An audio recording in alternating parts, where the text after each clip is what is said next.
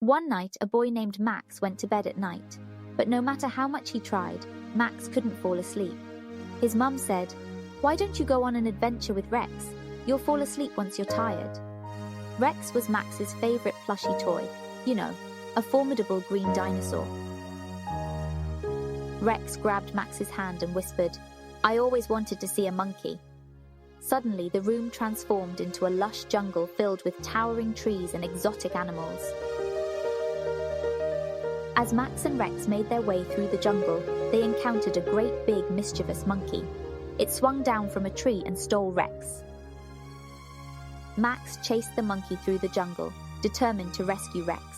Suddenly, Max spotted a banana tree. He took a banana and threw it at the escaping monkey.